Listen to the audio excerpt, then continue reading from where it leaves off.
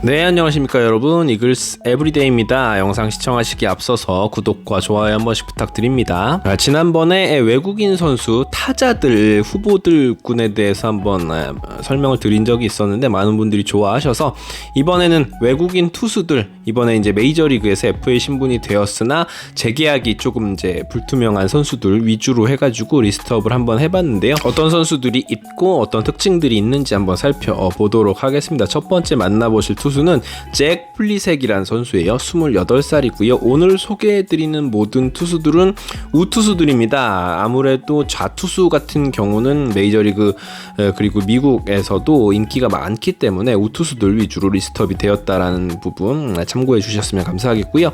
이 투수는 메이저리그 통산 26승 466.2이닝, 굉장히 많은 어떤 경험을 가지고 있는 선수이면서도 나이가 젊은 선수죠. 평균 자책점은 통산 4.20. 그렇지만 이번 시즌에 굉장히 부진했습니다. 1승밖엔 올리지 못했고요. 평균 자책점이 7.59, 트리플 A에서 활약을 주로 했었는데 94이닝 동안 6점대 평균 자책점을 기록을 하면서 FA 신분이기는 하지만 아무래도 메이저리그 도전하기에는 이제는 조금 무리가 있지 않나라는 생각이 들고요. 평균 구속은 한 140km 후반, 150km대 패스트볼도 던지고 떨어지는 변화구를 굉장히 잘 구사하는 선수입니다.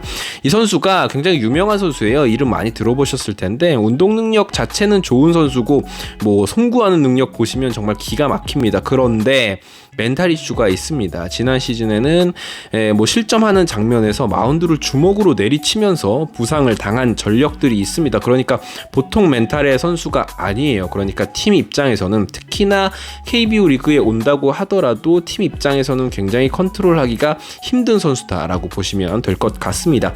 다음 투수입니다. 오스틴 보스라는 선수인데요. 31세, 나이가 조금 있고요. 역시 우투수입니다. 메이저리그에서 6시즌을 소화하면서 15승을 올린 투수, 그러면서 평균 자책점은 4.90을 기록을 했고요. 이번 시즌에는 25경기 등판을 했습니다. 불펜에서 주로 등판을 했고 평균 자책점은 5.19였습니다. 사실상 뭐 우리 말로 하자면 추격조, 패전조 이렇게 활약을 했던 선수였고요. 트리플 A에서는 9경기 나와서 평균 자책점 5.28.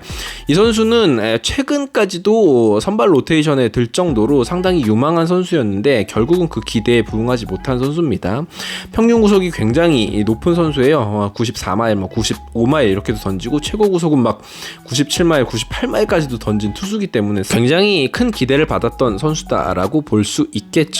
사실은 이 선수가 국내 리그까지 떨어지게 될지는 의문입니다. 역시나 본인 스스로도 나름 자부심이 있을 것이고 아직은 메이저리그에 도전할 수도 있고 혹은 뭐 일본 리그로 갈 확률도 저는 조금 있다라고 보고요. 제가 이렇게 리스트업을 영상을 찾아보고 뭐 자료 화면도 여러 돌려본 결과로는 오늘 소개해드린 투수들 가운데, 그리고 뭐 예를 들어서 KBO 링크가 뜨고 있는 선수들 가운데서 가장 구위가 좋은 투수다라고 보시면 될 것 같습니다. 사실 저는 지난 시즌에 이제 한화이글스의 시즌을 망친 장본인인 버치 스미스도 사실 시범경기나 개막전에서 던진 모습 보면 구위 자체는 정말 좋았다라고 생각하거든요. 구위 자체는 그보다 당연히 윗급의 선수다라고 보시면 될 것 같고요. 브렌트 허니웰이라는 선수입니다. 28살이고요. 역시 우투수고요. 메이저리그 통산 43경기를 소화한 투수, 그리고 평균 자책점은 5.08. 많은 주목을 받았던 선수이기는 한데 지난해 3월 달에 이제 부상을 당하면서 한 5개월가량 던지질 못했습니다. 팔꿈치 쪽 이제 부상이었는데, 그러면서 이제 올해 기대를 받으면서 스플릿 계약을 맺었던 선수였어요. 그런데 본인의 어떤 모습을 보여주지는 못했죠. 샌디에고에서 46과 3분의 2이닝을 소화를 했고요. 평균 자책점 4.05였습니다. 방출 당한 이후에는 시카고 화이트삭스에서 이제 영입을 했는데 결국은 이제 거기에서도 연착륙을 하지 못한 채로 이제 마이너리그 전전했습니다. 페스트볼 구속 자체는 역시 150km 이상을 던지는 선수인데 이 선수는 굉장히 특이한 부분이 있습니다. 이제는 현대야구에서 거의 보기 힘들다라고 할 수 있는 스크루볼을 던지는 투수예요. 스크루볼이 뭐냐면 우투수 기준으로 던졌을 때 우타자 몸쪽으로 이렇게 많이 휘어져 나가는 변화구입니다. 뭐 일본에서는 그거를 수투라고도 이제 예전에 표현하기도 했었고, 예전에 90년대 오락하신 분들은 하드볼 같은 게임에서 스크루볼이라는 구질이 있었는데 이제는 사실 메이저리그에선 거의 사라진 구종인데 이 선수는 이제 그 볼을 던져요. 그런데 그러다 보니까 조금 이제 부상 이력이 계속 생기는 것이 아닌가라는 의심이 조금 듭니다. 지난 시즌에도 큰 부상이 있었기 때문에 그 부분 좀 리스크가 있다라고 볼 수 있을 것 같고요. 그 다음 카일 베어클로 선수인데요. 33살, 나이가 조금 많은 선수죠. 메이저리그 통산 19승을 거둔 선수고요. 평균 자책점 3.86입니다. 그러나 이번 시즌 조금 에이징 커브가 오지 않았나 싶을 정도로 많이 부진했습니다. 3경기밖에 뛰지 못했고 평균 자책점은 12.91이었습니다.